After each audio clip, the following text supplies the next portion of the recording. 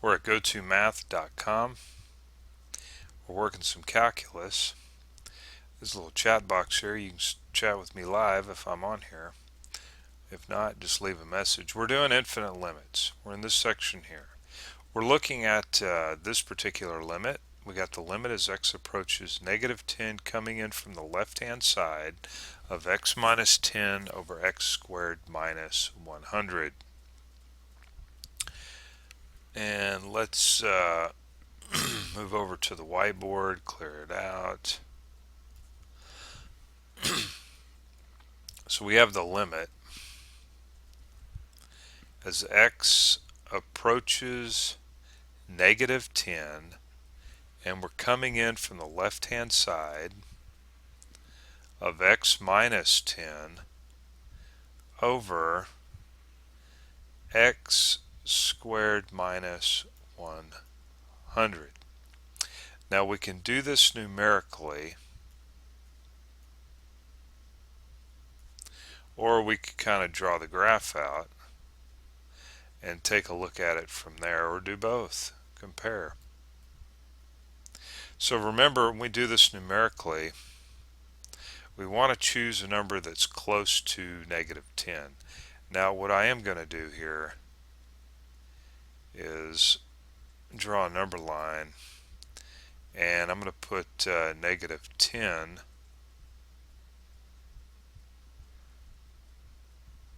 right here on the number line. Right. So we have a vertical asymptote right here, and we're coming in from the left-hand side. So that's the direction we're coming in from. Okay. So that means that we want to plug in a number, like for example -10.1 into this up here, and take a look at what we get out. -10.1 squared minus 100. And then what we'll want to do is do it again, except this time we're going to get a little closer to 10, -10, and see what we get out. And of course we can continue to do this and check to see what the behavior of the graph is doing, if it's going towards positive infinity or down towards negative infinity. Or we can do this. Take for example -11 and plug it in. Now actually what I'm going to do here is I'm going to rewrite this limit, because we can kind of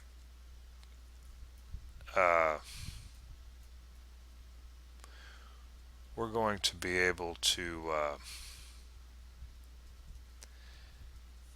try to clean it up a little bit, get rid of some stuff. We can factor the bottom, and it factors nicely. And then we could cancel out some stuff, for example that, and get rid of it. Now we can rewrite this limit. They're still both equal to each other. We did a lot of this in the evaluating limits analytically, if you remember, if you did any of that stuff. Okay, so what we have is 1 over x plus 10.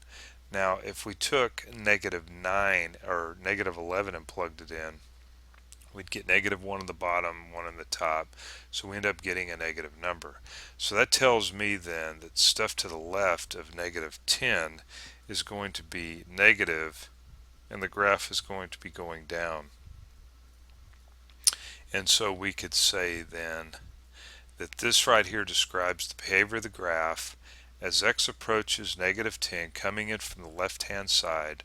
Our limit is approaching negative infinity. Okay, it's tending towards negative infinity, I guess is what I should say. And of course we hit the answer, and there you go. All right.